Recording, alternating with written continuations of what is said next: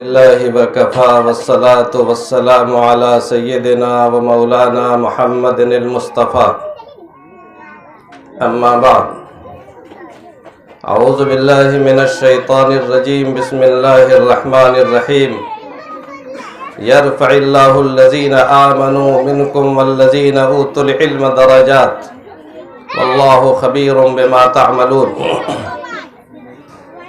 وقال النبي صلى الله عليه وسلم لا حسد إلا في اثنين رجل آتاه الله مالا وسلطه على هلكته في الحق ورجل آتاه الله الحكمة يعلمها ويقضي بها أو كما قال عليه الصلاة والسلام۔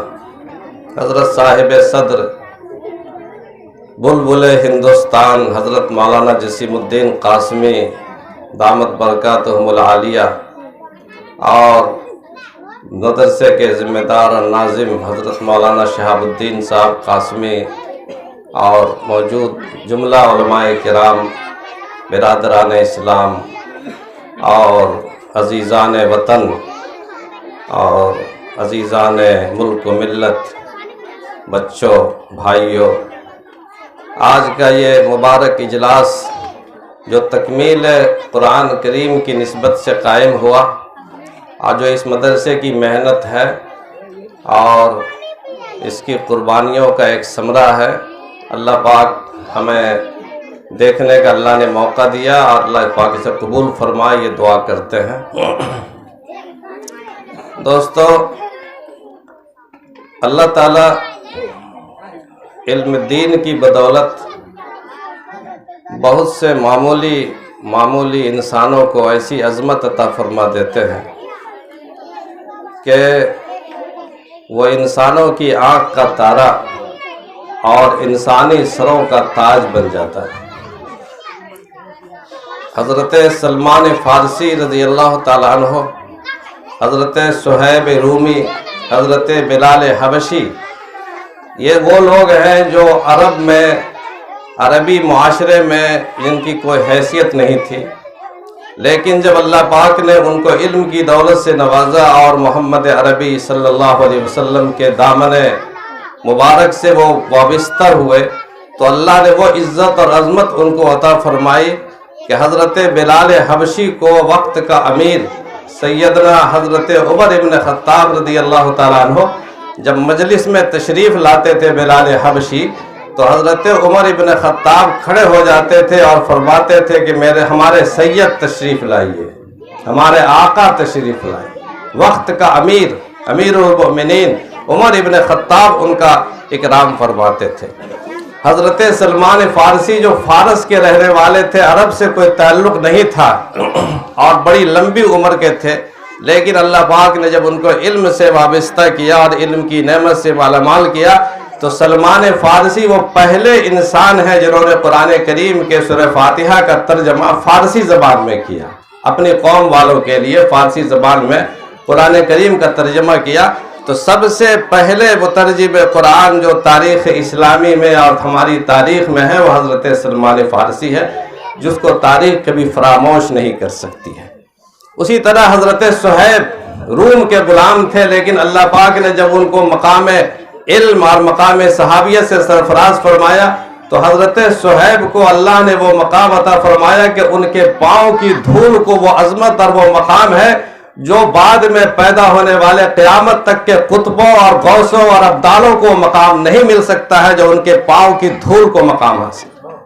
تو اللہ تعالیٰ نے اس علم کو وہ عظمت اور وہ علو عطا فرمایا ہے کہ جو اس سے جڑ جائے گا، چاہے وہ کسی خاندان کا ہو، کسی برادری کا ہو، کسی رنگ اور نسل کا ہو، ایسی عظمت عطا فرمائیں گے کہ وہ چمکتا ہوا آفتاب اور مہتاب ہوگا اور دنیا اس کی روشنیوں کو دیکھ کر کے ان کی آنکھیں چکا چوندھ ہوں گی۔ حدیث میں آتا ہے کہ جب حافظ قرآن قیامت کے دن جب اسے بلایا جائے گا، اس کے والدین اور دوسرے لوگوں کے اس شخص کے سر پر جو نور کا تاج پہنایا جائے گا تو دنیا حیران ہوگی کہ یہ کوئی نبی ہے یا ولی ہے، کوئی پیغمبر ہے، کون ہے؟ لیکن جواب ملے گا یہ نہ کوئی نبی ہے، نہ کوئی ولی ہے، نہ پیغمبر ہے، ایک حافظ قرآن ہے۔ اللہ تعالیٰ نے بڑا اونچا مقام دیا ہے۔ آیت کریمہ جو میں نے پڑھی اس میں یہی بات ہے کہ یرفع اللہ الذین آمنوا منکم والذین اوتوا العلم درجات، جو لوگ ایمان کی نعمت سے مشرف ہوتے ہیں اور جو مسلمان علم سے سرفراز کیے جاتے ہیں، ہم ان کے درجات کو اٹھاتے ہیں۔ قرآن نے درجہ نہیں کہا، درجات کہا۔ درجات کا معنی ہے ایک درجہ، پھر دوسرا درجہ، پھر تیسرا درجہ، درجہ بدرجہ انسان بلند ہوتا چلا جاتا ہے۔ اللہ تعالیٰ آسان فرمائے، درجات کو بلند فرماتے ہیں، اور کہاں سے کہاں انسان پہنچ۔ حضرت ابو ہریرہ محدث امت ہے، صحابی رسول ہے، محدث امت، اتنی کثیر تعداد میں روایتیں نقل کی حضرت ابو ہریرہ نے کہ آج بخاری اور مسلم اور حدیث کی کتابیں وہاں سے ان کی روایتوں سے بھری پڑی ہیں، ان کی حدیثوں سے بھری پڑی ہے۔ اگر حضرت ابو ہریرہ نے وہ حدیث حضور صلی اللہ علیہ وسلم کی غلامی میں قدموں میں بیٹھ کر نہ نقل کی ہوتی تو آج ان روایتوں سے، ان چیزوں سے محروم ہوتے۔ یہ وہ ابو ہریرہ ہے جب اللہ پاک نے ان کو علم کی نعمت سے مالا مال فرمایا اور وہ گورنر بنا کر کے ایک شہر میں تشریف لے گئے، بھیجے گئے، اور انہوں نے ان کو اتفاق سے نزلہ ہوا اور ناک سے پانی نکلا تو خدام نے اور درباریوں نے ریشم کا رومال پیش کیا کہ لیجئے ناک کو صاف کر لیجئے، ریشم کا رومال۔ تو حضرت ابو ہریرہ رضی اللہ تعالیٰ رونے لگے اور کہا کہ ابو ہریرہ تم تو وہی ہو، تم تو وہی ہو جو سرکار دو عالم صلی اللہ علیہ وسلم کے زمانے میں بھوک کی وجہ سے غشی کھا کر کے، چکر کھا کر کے سڑکوں پر، روڈ پر گر جایا کرتے تھے، اور دنیا سمجھتی تھی کہ اسے مرگی کی بیماری ہے اور جوتے سکھایا کرتی تھی، حالانکہ مجھے مرگی کی کوئی بیماری نہیں تھی، وہ بھوک کی وجہ سے میں غشی کھا کر کے گر جاتا تھا۔ آج اللہ پاک نے علم کی بدولت، ایمان کی بدولت، نبی کی غلامی کی بدولت اللہ نے وہ مقام دیا ہے کہ آج میں اس شہر کا، اس ملک کا گورنر ہوں، اور میرے ناک کو پوچھنے کے لیے ریشم کے کپڑے پیش کیے جاتے ہیں، ریشمی رومال پیش کیے جاتے ہیں۔ بس اللہ نوازتے ہیں بھائی، جو اللہ کے لیے مٹتا ہے اللہ اسے مٹنے نہیں دیتے ہیں، جو اللہ کے لیے مرتا ہے اسے اللہ مرنے نہیں دیتے ہیں، جو اللہ کے لیے فنا ہو جاتا ہے اللہ اسے فنا ہونے نہیں دیتے ہیں۔ اللہ کے لیے مٹنا شرط ہے، من تواضع للہ رفعہ اللہ، جو اللہ کے لیے جھک جاتا ہے اللہ اسے بلندیوں پر پہنچاتے ہیں، اور جو اکڑ دکھلاتا اللہ اسے ذلیل کر دیتے ہیں۔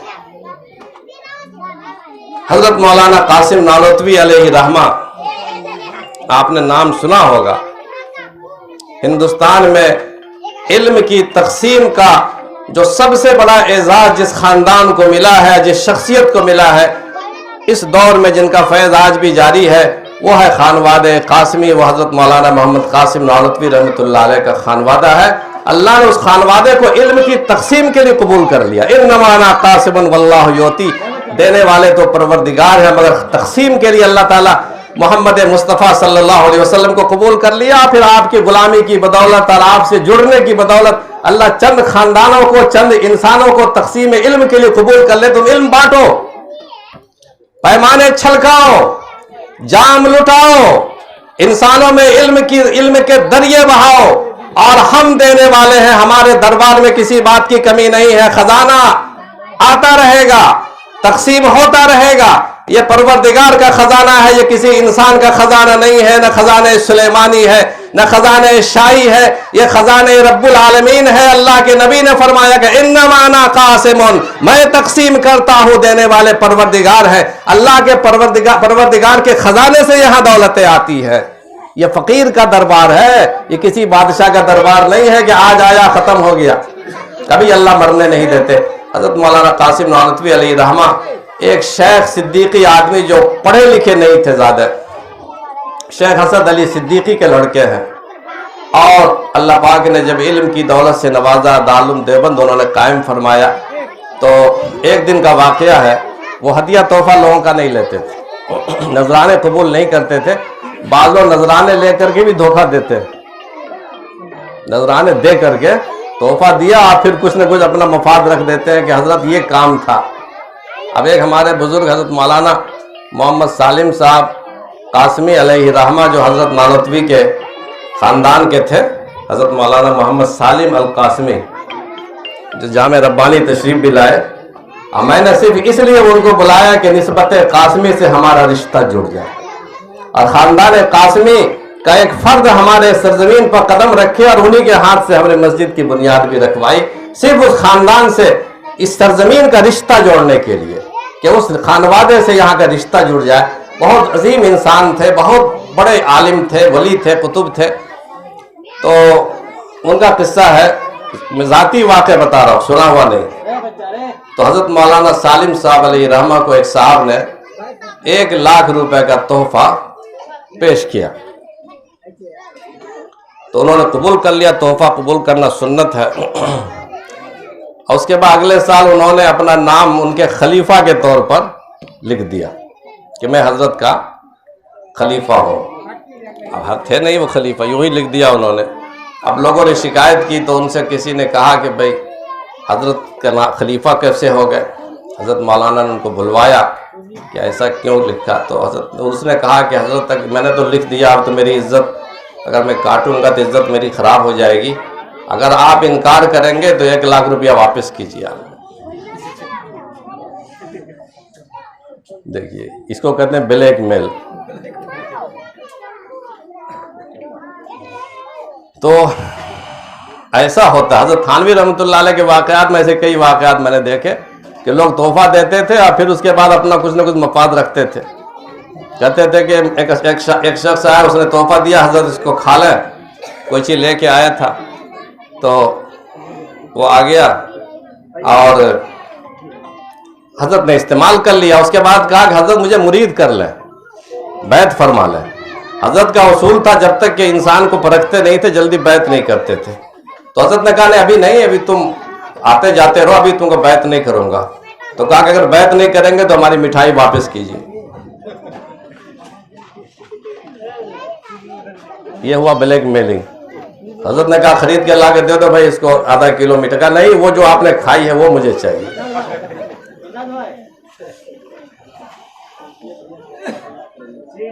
حضرت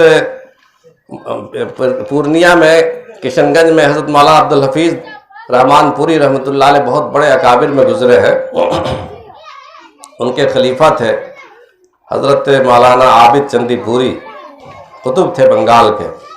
ان کے ایک مرید تھے، ان کا وہ ہمیشہ عمل وقت کمزور تھا تو ہمیشہ کہتے تھے حضرت دعا کریں میں جنت میں جاؤں۔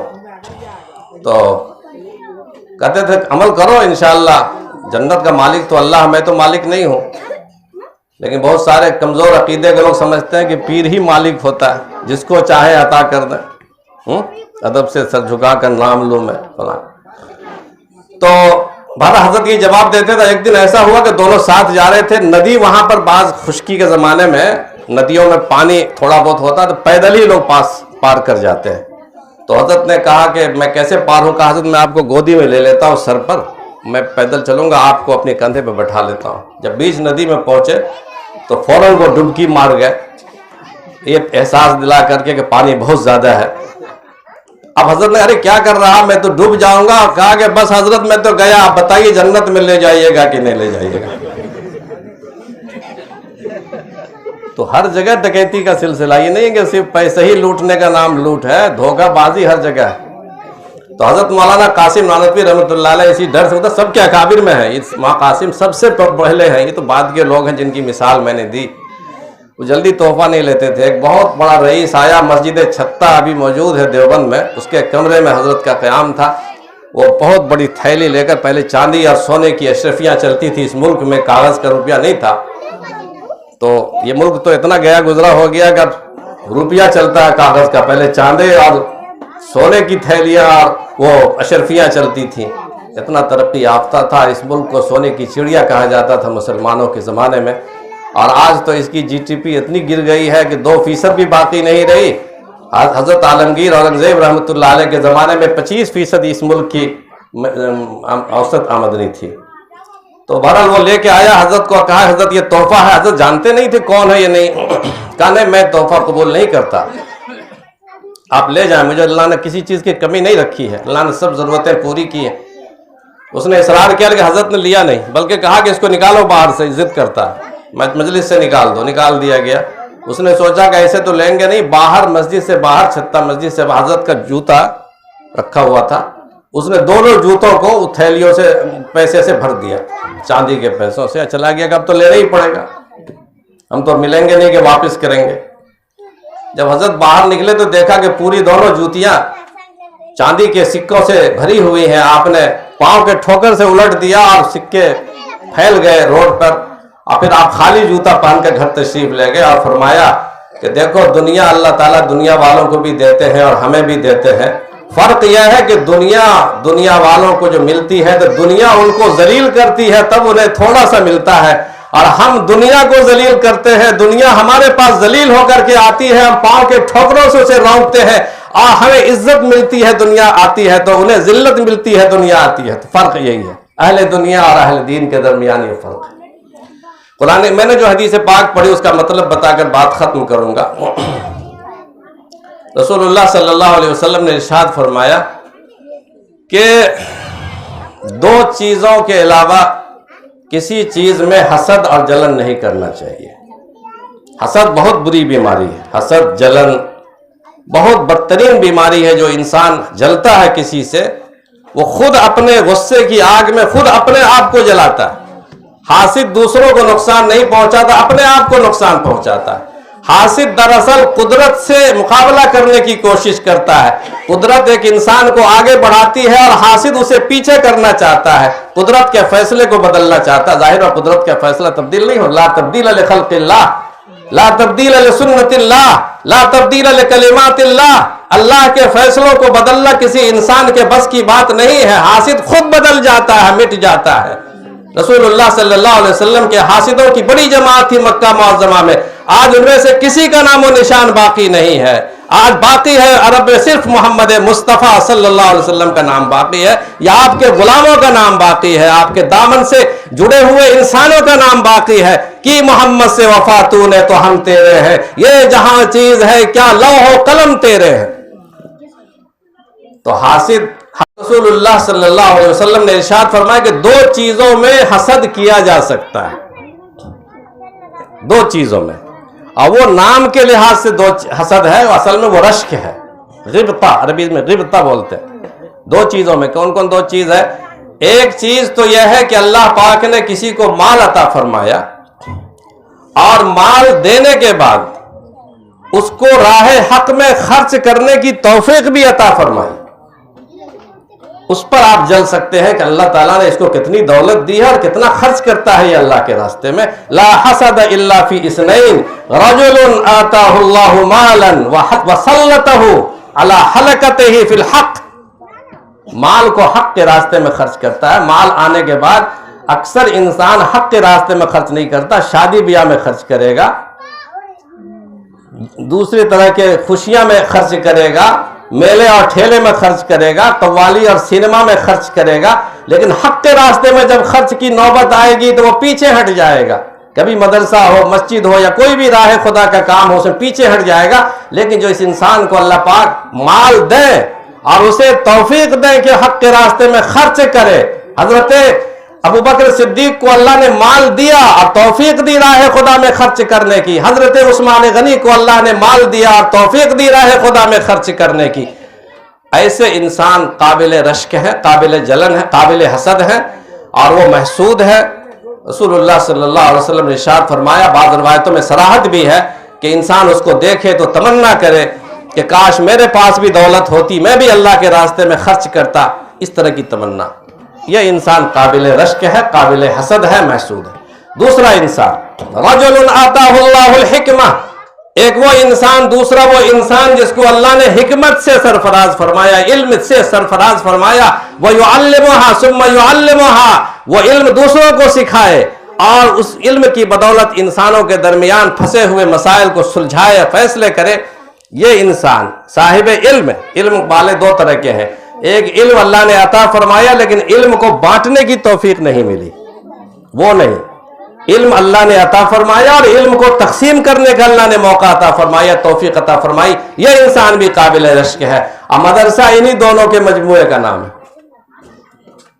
مدرسہ انہی دونوں کے مجموعے کا نام ہے۔ یہاں وہ لوگ ہیں جو مال کو راہ خدا میں خرچ کرتے ہیں، جو چندہ دیتے ہیں، یہاں وہ لوگ ہیں जो अपना घर बार बिस्तर आराम सब छोड़कर यहाँ की चटाइयों पर बैठे हैं और अच्छी अच्छी नौकरियां, अच्छी सनतें, अच्छे कारोबार वो कर सकते थे, लेकिन नहीं किया उन्होंने और इल्म की तकसीम में लगे हुए हैं। जब एक मजदूर 300 रुपए योमिया कमा सकता है, 9,000 रुपए तनख्वाह मिल सकती है, एक थोड़ा पढ़ा लिखा मजदूर 500 रुपए में कर सकता है, 15,000 उसे तनख्वाह मिल सकती है, मगर आलिम दीन की जिम्मेदारी है कि इस मुआशरे को बचाना है। ये सफीने खुदा है, सफीने दीन है, सफीने नूह है, इसे बचाना है। अगर सब लोग उसी में चले जाएंगे तो इस उम्मत को हिफाजत करने वाला कौन होगा? ये मदरसे ना होंगे तो अजानें देने वाला कौन होगा? मस्जिदों को बचाने वाला कौन होगा? इमामत करने वाला कौन होगा? जनाजा पढ़ाने वाला कौन होगा? आपके बच्चे के कान में अजान देने वाला कौन होगा? इस मुल्क में जहां पर हमारे लिए कोई जाहिरी सपोर्ट नहीं है सिवाय खुदा के, ये मदरसे हैं जिनकी बदौलत इल्म बाकी है। इसलिए मदरसा इस हदीस का पूरा मिसदाक है। यहाँ वो लोग हैं जो अहले माल हैं, अहले खैर हैं और खर्च करते हैं। यहाँ वो लोग हैं जो अहले इल्म हैं और इल्म को तकसीम करते हैं। इसलिए वो लोग बड़े खुशनसीब हैं जो इस मदरसे से जुड़े हुए हैं, जिनको मौलाना शहाबुद्दीन साहब ने जोड़ा है। वो सारे लोग खुशनसीब हैं जो आज की इस मजलिस में शरीक हैं। इन्होंने अपने ताउन का मुजाहिरा किया कि हम आपके साथ हैं, इस काफिले में हम आपके साथ हैं, इस कश्ती में हम भी आपके साथ हैं। और बगैर इस जज्बे के, बगैर इस रश्क के कभी दीन कायम भी नहीं रहेगा। दोस्तों, हजरत इमाम गजाली रहमतुल्लाह अलैह का नाम सुना होगा आपने, लेकिन ये नहीं मालूम होगा कि इमाम गजाली बहुत बड़े इल्मी घराने के आदमी नहीं है। उनके घराने में ऊपर तक कहीं इल्म और दीन का कोई नामो निशान नहीं मिलता। इमाम गजाली के वालिद माजिद एक अनपढ़ इंसान थे, मगर उलमा की मजलिस में बैठते थे, मशाइख की मजलिस में बैठते थे और तमन्ना करते थे काश मैं भी आलिम होता और मैं भी इसी तरह इल्म बांटता, काश मेरा बच्चा भी आलिम होता। लेकिन अल्लाह पाक ने उनको उम्र वफा न की और वो जवानी में इंतकाल कर गए। छोटे छोटे 2 बच्चे मोहम्मद और अहमद छोड़ के चले गए। कुल चंद हजार दीनार थे जो उन्होंने अपने दोस्त के हवाले किया कि मेरे खानदान में कोई ऐसा इंसान भी नहीं जिसे मैं अपने बच्चों की किफालत हवाले करूं। आप जरा मेरे बच्चे जब बड़े होंगे तो इसको पढ़ाइएगा, लिखाइएगा। मेरी तमन्ना है कि मेरा बच्चा भी मुहद्दिस हो, मेरा बच्चा भी फकीह हो, मेरा बच्चा भी आलिम दीन हो, मेरा बच्चा भी मिंबर पे खड़े होकर अल्लाह के बंदों को अल्लाह की बात सिखाए। तो उस दोस्त ने, जिसको वसी, अरबी जबान में वसी बोलते हैं, उन्होंने वसी बनाया और वसी ने हक अदा किया। 3-4 हजार दीनार थे उस गरीब आदमी के, चंद सालों में ख़त्म हो गया। अब मसला रहा बच्चा तो भी आलिम होना बाकी है, क्या करें? तो उनको यतीम खाने में मदरसा निज़ामिया में दाखिल कर दिया। कहाँ से देता वो? मदरसा निज़ामिया में दाखिल किया।